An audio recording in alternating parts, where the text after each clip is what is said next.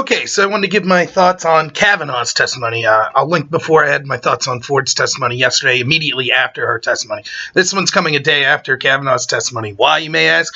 Because my wife came home from work and doesn't want to hear me jibber-jabber on about politics all day. So I was trying to be respectful to her, and instead we argued about our fantasy football teams all night. This hearing, I can't believe how emotionally powerful Kavanaugh came out. Now, for me, I just want to say, I kind of assumed that at least Ford would be emotional just by the nature of things. Again, for me, I try my best to take a step back and not leave the emotions of the situation dictate whether or not truth is being told or things of that nature, because I know enough to know I don't know enough to know if someone's being truthful or not based on if they're shedding tears or if they're angry or if they're cool and composed and things of that nature. I know that people can be incredible actors and be credible or totally not credible despite how they see. So I'll leave that body language investigation and stuff up to other people. So as I said before, I thought Ford came off as kind of credible, though there was some discrepancies. I still thought after her testimony, I still didn't see any proof. The only sort of proof that she gave was, here were the people that were at the party, and all four of those people say, no, that party never occurred, even one of which was her best friend. And her best friend even said, I don't even recall ever being at a party with Kavanaugh and Ford. In fact, I don't know if I've ever met Kavanaugh. So unless Kavanaugh really blew it in his testimony, I didn't know what to expect. However, I also know enough to know that how people look will affect a lot of people. So I was hoping that he didn't come out robotic and stoic like he did in his Fox News interview. And I think he hit exactly the right chord. I couldn't help myself but thinking, I honestly almost teared up when he's talking about his daughter praying for Ford. And you could tell he's really emotional, talking about his family and how important things are. Again, that doesn't mean he's telling the truth. I'm just saying that's the human emotion side of it. And I'm trying my best, although I know I'll fail, but I'm trying not to leave that bias me. But ultimately, I thought that I couldn't help but thinking halfway through, if this was me, if I was Kavanaugh and I was innocent and I was being accused of being a gang rapist and my family was getting death threats every day and people for the rest of his life are going to accuse him of being a rapist no matter what he says, even though there's no details, no time, no place, no corroborating witnesses, nothing. 6 FBI background investigation, never been accused until 2 weeks before he was confirmed. Despite all of that, none of that matters. Just look today at the media, Hollywood, and all the protesters. They know he's a rapist. It's absolutely disgusting. So what would you do in that situation? Part of me thinks I would just be like, to hell with this job. I don't even care. I'm here to defend myself and let you know that what you people do is unacceptable. The way the Democrats politicize this issue is one of the most disgusting things probably the most disgusting thing I've ever seen in American politics. Now, I will caveat that by saying, obviously, having regime-changing wars based on lies is worse, in that people are actually dying. But I mean, domestically, as a political strategy, this is the worst thing I've ever seen. There clearly was this, on the part of the Democrats, this was clearly an attempt to just smear this man. And so I felt like if I was him, I would just be like, I'm not going to take this. I am very upset. I do have righteous indignation, and I'm going to defend myself as voraciously as possible during this hearing. And I'm not withdrawing. And I did agree with him. He was like, you might vote me down, but I'm never going to give up. You're not going to make me give up. I thought that was right. And I thought that was his best chance to come off looking good to the average person that's not looking into the details of these allegations. And instead it's just going to be driven by the little clips they see. So I thought that he came off as very human. He came off as someone who looks like he's pretty upset that his life's being destroyed based on an allegation with no proof. So I thought that it was powerful. I recommend that everyone watch this and, just watch his opening statement and watch Miss Ford's opening statement. I didn't think her statement, especially her opening statement, was bad at all either. So I recommend that people watch it because the media on all sides is spinning this so grotesquely and so dumbly that I'll get into it a little more. I might even do just an individual video on that, but I mean, it's really appalling. So make up your own mind. Don't listen to me. Don't listen to other people. Watch and make up your own mind. Ask yourself, what is the evidence? Don't be allow yourself to, feel the emotion, and if that's your thing, but really ask yourself, like, if I was accused or if I was the victim of sexual assault, in both situations, what would you want the standard to be? And I think the best standard is innocent until proven guilty, and even if you're thinking, well, yeah, but this isn't a court of law, so it doesn't have to be beyond reasonable doubt. Yeah, but even preponderance of the evidence, is there even a 50% chance? Like, is there any evidence whatsoever? And I don't see any. There's not even a contemporaneous corroborating witness. All the people. It wasn't as if Kavanaugh came out and said, here's a list of people that could prove I didn't do this. Now, he did have a list of people that said proved his character, but he doesn't have any witnesses of proof of the incident because he doesn't have a time or a place of the incident.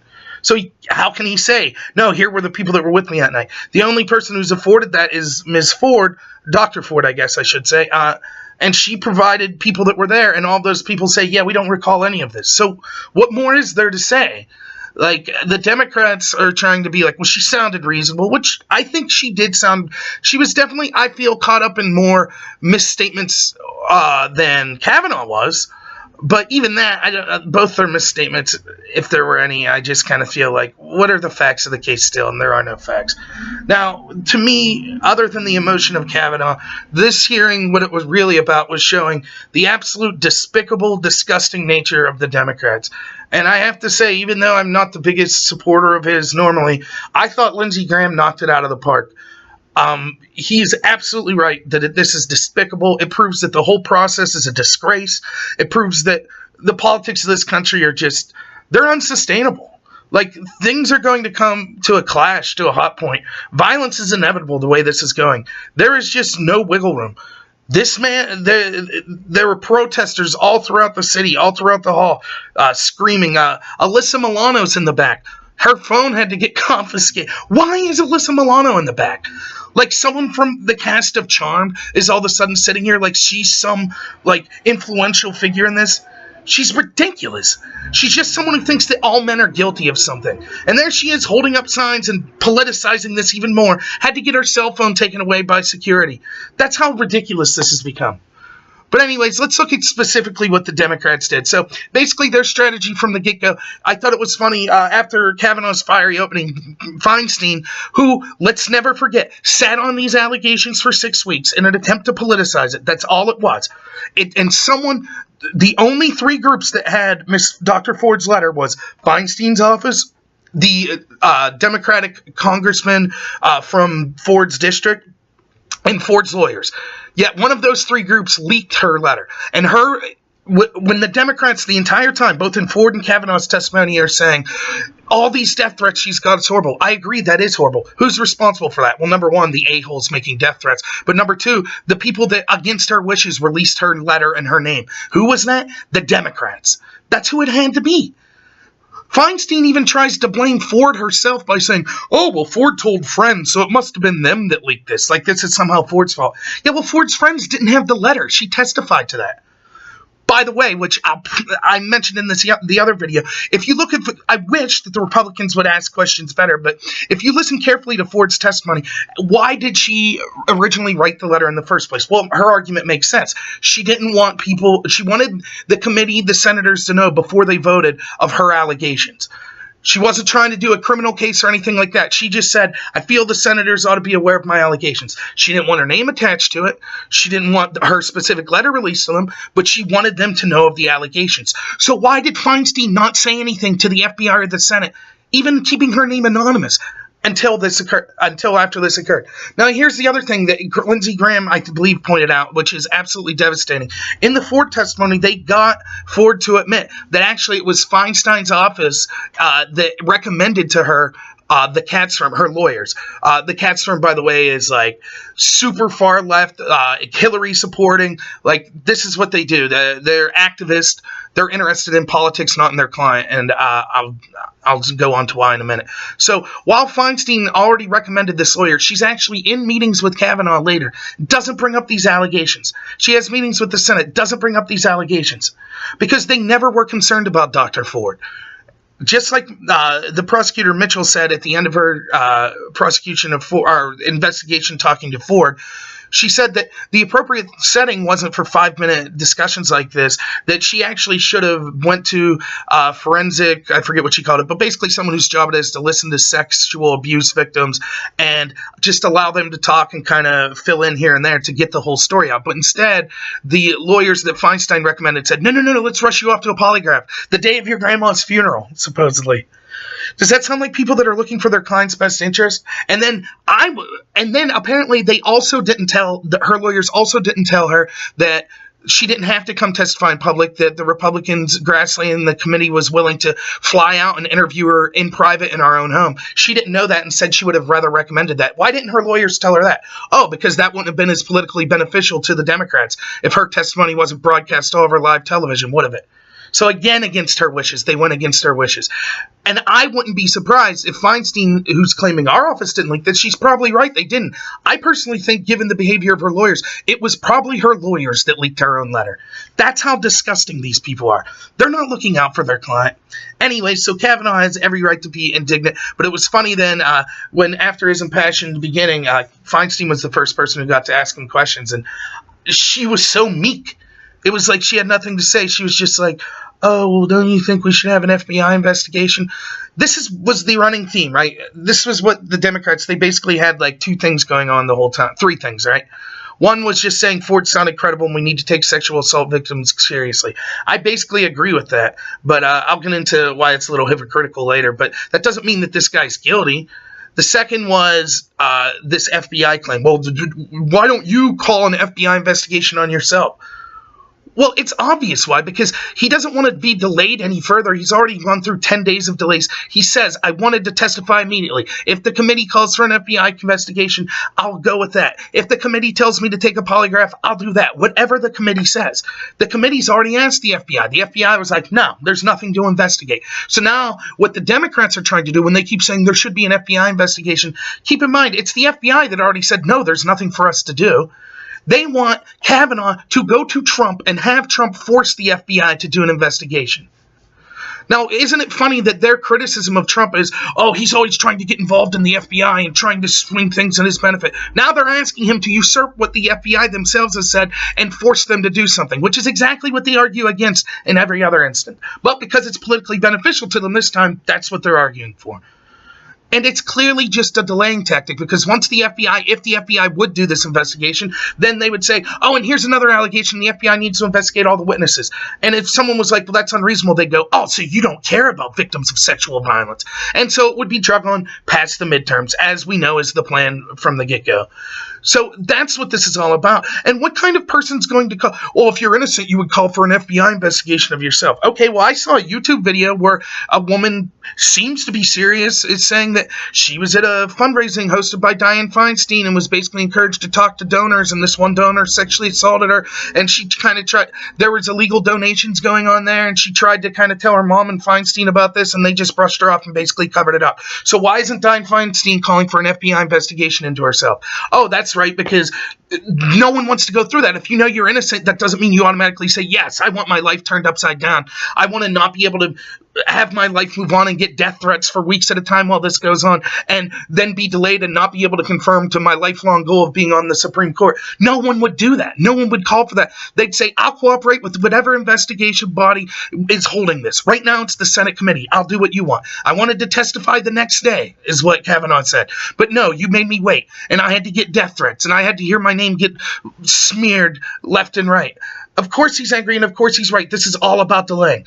And let's not forget, the FBI did investigate the Anita Hill accusations, right? The reason they did in that case was because actually Clarence Thomas, when he supposedly did what he was accused of, was working as a federal employee, which means that it was under the FBI's jurisdiction. That's why he had the FBI look at it.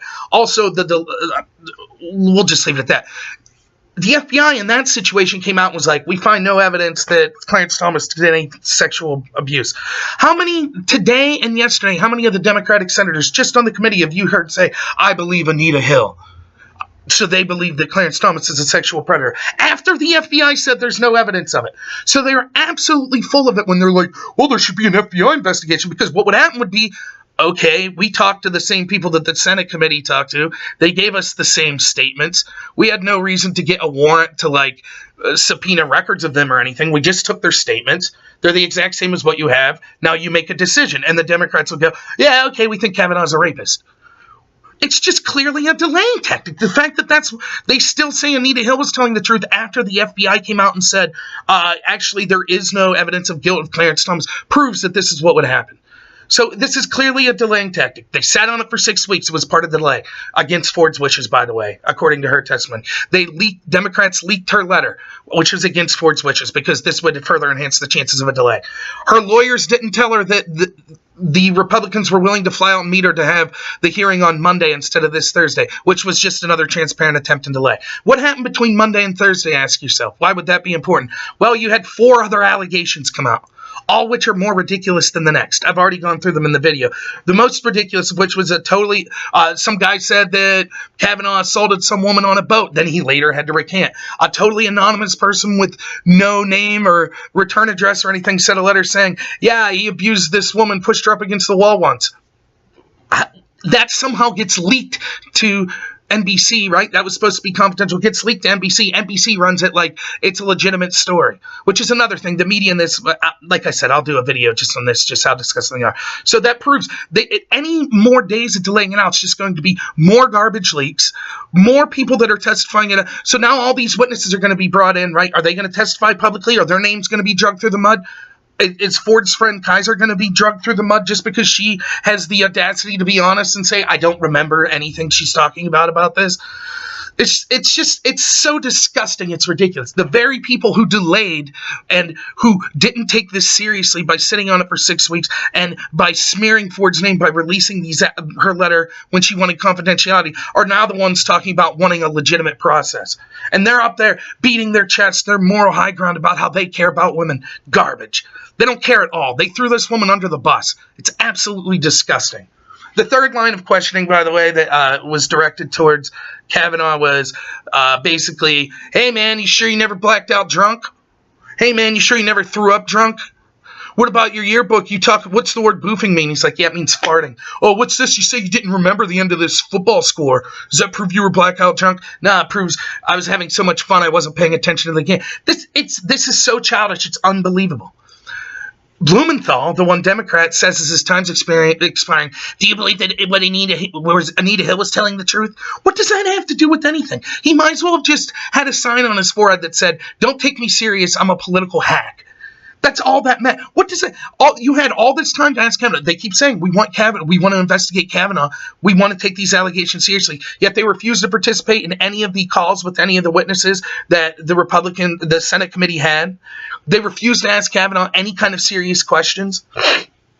Then today Feinstein comes out and is like, oh, the Republicans, yielded their time instead of asking Ms. Ford questions. Yeah, they're damned if they do, damned if they don't. They can't ask her anything. Anything they ask her, would they try to contradict her story, they'll be like, oh, a bunch of old white men bullying a victim. And then if they don't ask anything, it's, oh, Ford handled herself so well compared to Kavanaugh. Yeah, because people weren't berating her the whole time. Her name wasn't being smeared through the mud by and I'm not talking about 4chan hoaxers and stuff like that. I'm talking about actual senators. Right? Unlike Kavanaugh, but then he shows emotion and now that's the new argument. Oh, he doesn't have the temperament. Absolute garbage. That's exactly the temperament of someone who should be on the court. Man, woman, whatever your race, whatever your economic position, someone whose name's been smeared for 10 days like that, whose family's lives have been threatened, you're darn right he should be acting indignant. Like, that's the exact appropriate way. Now let's talk about some of the specific people that are on the Democratic committee. I already mentioned Feinstein. Blumenthal comes off as one of the biggest jokes I've ever seen. White House spends all of his time asking about fart jokes in a yearbook.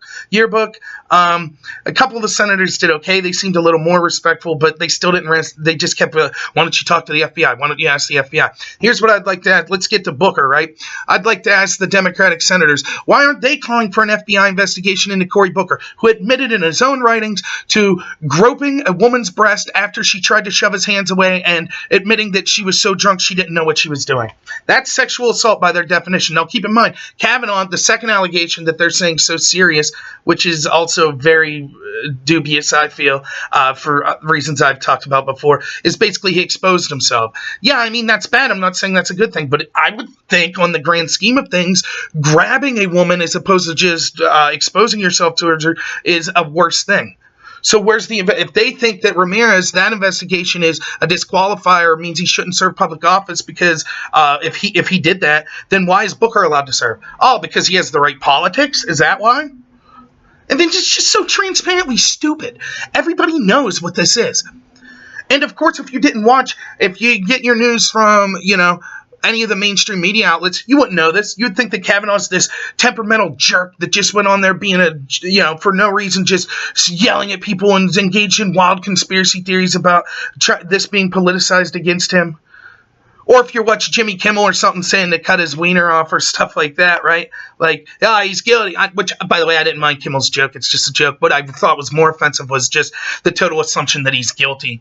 By the way, Jimmy Kimmel, you made a career on the Man Show of having people groping at women or having women guess things that were in your crotch and things like that. Hope none of them ever came out and say they feel pressured because you were a TV host. Would be a shame, right?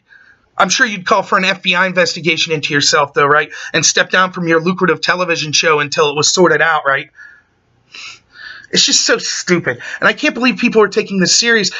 Reasonable people, it seems, are like, Kavanaugh sounded really bad and Ford must be true and he's disqualified, and it's just like, I will say the people in some of the message boards I'm on and that I've discussed, even I think most of the left-leaning people that watched it in real time, while I was doing it, thought that what the Democrats did is horribly disgusting and disqualifying for them. None of them that participated in this should ever be voted for again. If you vote for Democrats and legitimize this in the next election, this is going to get 10 times worse. Everybody admits, even the outlets that are smearing Kavanaugh now, admit that this was an utter disgrace. It's only going to get worse. If it's effective this time, then they'll just ramp it up next time.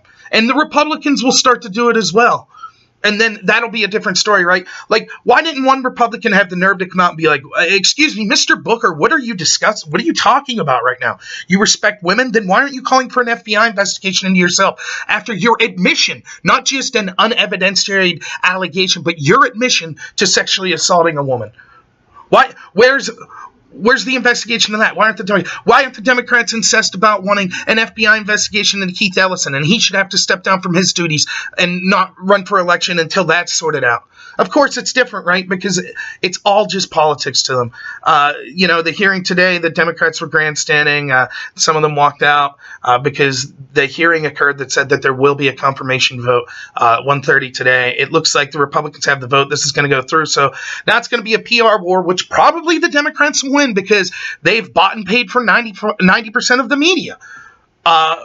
Which I'll get to a media video in a little while, as I've said for the third time now. But it's just, make up your own mind. Watch the videos. Ask yourself, what is the evidence? There is none. There is no evidence whatsoever. This woman is credible. That's what people say. Well, it's possible she went through abuse and it wasn't Kavanaugh. Maybe she totally believes what she's saying. I don't get anyone could be credible. Pretty much, anyone could raise an allegation and be credible.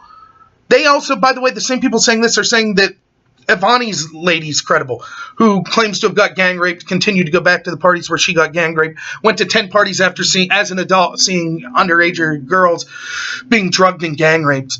That's credible. To them, that's credible. That's their standard of credibility. So the whole thing's a joke. It is a disgrace.